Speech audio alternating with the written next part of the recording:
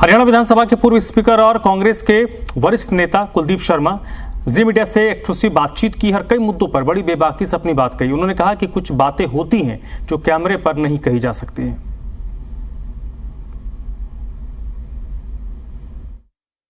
गन्नौर से पूर्व विधायक और विधानसभा में स्पीकर रहे कांग्रेस के वरिष्ठ नेता कुलदीप शर्मा जी हमारे साथ हैं। सर, पहला और सीधा सवाल यही है कि पिछले दिनों काफ़ी चर्चाएं रही, कुलदीप शर्मा जी यहाँ जा रहे हैं, कुलदीप शर्मा जी वहाँ जा रहे हैं। हालांकि एक मंच की तस्वीरें हम लोगों तक पहुँच चुकी हैं जहाँ हुड्डा साहब ने कुछ कहा, आपने कुछ कहा और बाद में आप दोनों का हाथ एक दूसरे के हाथ में नज़र आया। तो ये कंक्लूज़न हो गया, इसमें अब कोई संदेह तो नहीं है। और आपने तो कह ही दिया था मेरे ख्याल से मन से कि मैं कांग्रेस को नहीं छोड़ सकता, जिसको छोड़नी होगी वो छोड़ सकता है। देखिए, वो एक राजनीतिक व्यक्ति के बारे में अगर चर्चा होती है, चाहे वो नेगेटिव हो चाहे पॉजिटिव हो, चर्चा में बने रहना चाहिए। मैं विदेश में था, पीछे से चर्चाएं चली। हमारी कांग्रेस की हमारी सीनियर लीडर किरण चौधरी चली गई, तो लोगों में विश्वास था कि कहाँ कुलदीप शर्मा भी उनके बेटे की टिकट ना मिलने से और करण दलाल भी नाराज हैं और वो भी जा रहा है। इस प्रकार की के जैसे आर.के. बनाया था ना, ऐसे SRK ऐसे के का एक नया वो चल पड़ा मीडिया में। I was not even aware, मैं यहाँ था ही नहीं जी। 20 की रात को जब मैं लौटा हूँ तो 21 तारीख को सारी बात आई। देखिए, मैंने बड़े क्लियर बात ये करी मीटिंग के अंदर, वर्कर्स की सभा थी, कि देखिए मैं तो कभी कांग्रेस छोड़ने की बात मेरे मन में नहीं आई है। जिसने छोड़नी छोड़ दे, मैं कांग्रेस नहीं छोड़ूंगा।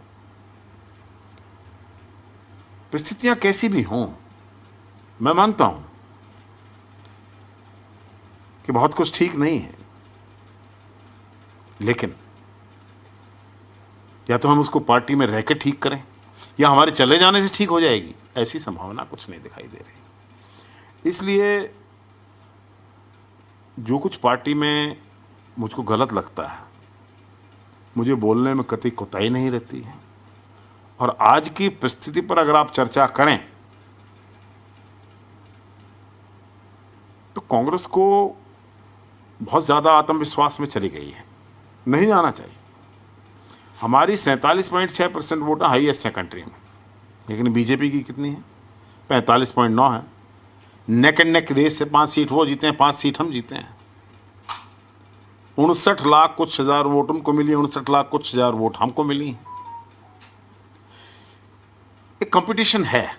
विधानसभा चुनाव की अपनी अलग उसमें कैंडिडेट्स, क्योंकि बहुत लोकलाइज्ड हो जाता है ये कहीं राष्ट्रीय स्तर पर। बीजेपी को मेरे ख्याल से बहुत इतनी वोट जो पड़ी हैं, उसमें कहीं ना कहीं लोगों के मन में यह था कि देश के अंदर अभी भी मोदी चाहिए। हालांकि कई प्रदेशों में मोदी जी की बड़ी हाईएस्ट रिजेक्शन हुई। इवन यूपी में जो जिस प्रदेश से प्रधानमंत्री बन के निकलता है, जिस फैक्ट्री से, वहाँ पर बीजेपी हार गई। तो परिस्थितियाँ को बीजेपी के लिए भी उत्साहवर्धक नहीं है।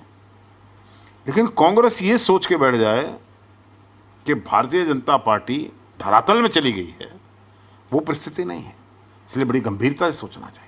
सर, एक सवाल इसी से जुड़ा हुआ, आपने कहा कि बहुत कुछ सही नहीं है। क्या कुछ सही नहीं है? आप बेबाक बोलने के लिए जाने जाते हैं, क्या सही करने की ज़रूरत है? और इसी से जुड़ा हुआ सवाल है कि क्या, ठीक है आपने साफ कर दिया, लेकिन क्या बीजेपी की तरफ से आपको अप्रोच किया गया था?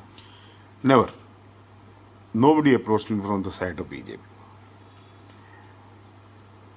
फीलर्स, जब मैं था ही नहीं, देश में नहीं था, तो मुझे कौन अप्रोच करता? दूसरी बात ये थी कि जब मैं ये कह रहा हूँ पार्टी में सब कुछ सही नहीं है, हम ज़्यादा सीटें जीत सकते थे। पार्टी में संगठन नहीं है, 12 साल से नहीं है, क्या ये सही है? अगर संगठन के निर्माण के साथ हम लोगों की रिस्पॉन्सिबिलिटी के साथ इस चुनौती में जाते तो बेटर रिजल्ट्स आते। दूसरा,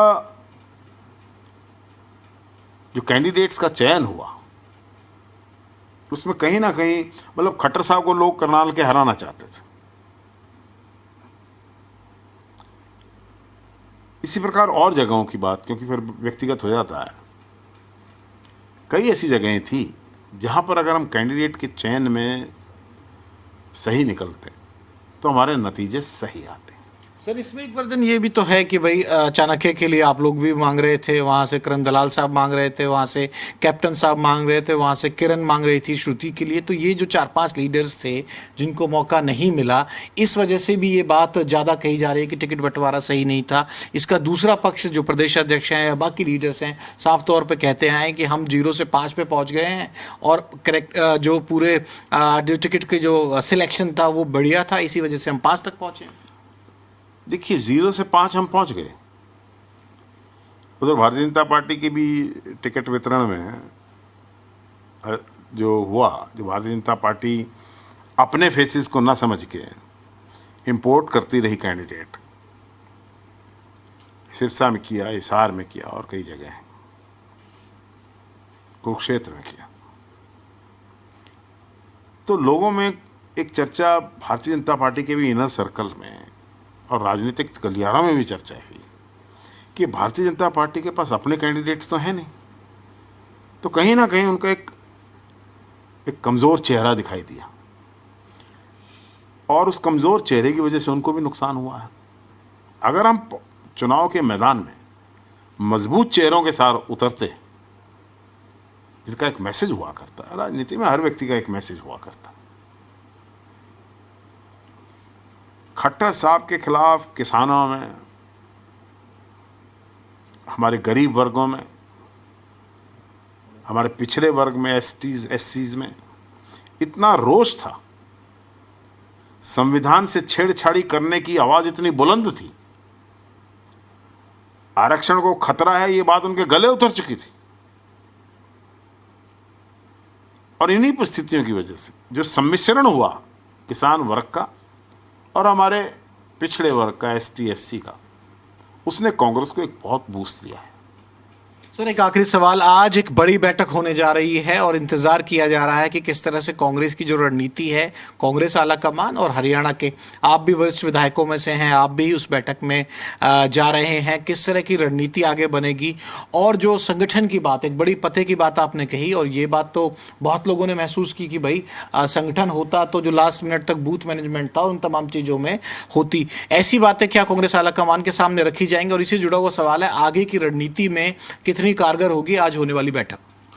देखिए, आपके सामने प्रेस में बोलते हुए उतनी स्वतंत्रता मैं महसूस नहीं करता हूँ, क्योंकि बातों को कई बार तोड़ मरोड़ के पेश किया जाता है। ये अनकट जाएगा सर। हाँ, नहीं, कई बार देखिए गलत मीनिंग जाते हैं, इसी लोगों का क्या परसेप्शन बनता है वो अलग बात है। लेकिन आज पार्टी के मंच पर जो सही बात है, जो पार्टी के हित में है, जो हमें अगला विधानसभा का चुनाव निश्चित रूप पर जिता सकती है, वो बात मैं जरूर कहूँगा।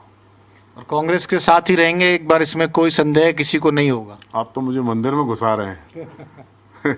अरे राजनीति में चर्चाएं बनी रहती हैं। और दूसरी बात ये है, लंबा सफ़र है, दोस्त बना के चलो, दिल मिले ना मिले हाथ मिला के चलो, ये मेरी राजनीति रहती है। हमारी परिस्थितियाँ अब कुछ और हैं, हो सकता है कुछ दिनों में और बदलें।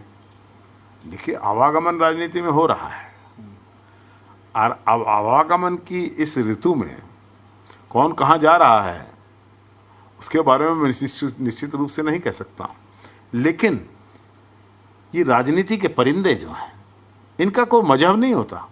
ये कभी मस्जिद पे बैठ जाते हैं, कभी मंदिर पे बैठ जाते हैं। ये तो दिल नहीं मिले हैं, हाथ मिले हैं, तो ये तो आप फिर ओपन छोड़ रहे हैं लास्ट में कंक्लूज करते हुए। आप मेरा दिल मिला किससे रहे हैं, अभी तो चर्चा आप ही की पार्टी में, कांग्रेस में? कांग्रेस के साथ तो मैं हुई, अदरवाइज अगर कांग्रेस के साथ अगर मैं ना होता तो मैं भले मंच, खुले मंच से नहीं कहता कि मैं कांग्रेस छोड़ने वाला व्यक्ति नहीं हूँ। जिसने छोड़नी हो छोड़ जाए, लेकिन कांग्रेस के नेताओं को, जो मेरा इशारा है उसको समझिए आप, जब मैंने कहा हाथ मिला के चलें, दिल तो, कांग्रेस के नेताओं को इस चुनाव में हर व्यक्ति का महत्व है, हर व्यक्ति का महत्व है। अगर ये व्यक्ति सिर जोड़कर, दिल से दिल मिलाकर, हाथ से हाथ मिलाकर इस इलेक्शन में आगे जाएंगे तो आप देखेंगे कि नतीजे कांग्रेस के पक्ष में आएंगे। और कहीं अगर दिल में कुछ चोट लिए घूम रहा है और सिर्फ हाथ मिल रहे हैं राजनीति में, नजरें नहीं मिल रही हैं, उसका नुकसान हो। शुक्रिया हमसे बातचीत करने के लिए। तो कुलदीप शर्मा जी ने तमाम मुद्दों पर बात की है और अपना जो पूरा मुद्दा है ये भी समझा दिया है कि किस तरह से लोगों की भी जरूरत पड़ेगी, मजबूत नेताओं की भी जरूरत पड़ेगी, और जहां आवाज उठानी है कांग्रेस को मजबूत करने के लिए हरियाणा में, उस बात को भी कहने से कुलदीप शर्मा पीछे नहीं हटेंगे। कैमरामैन सुनील बिष्ट के साथ विनोद लांबा, जी मीडिया, दिल्ली।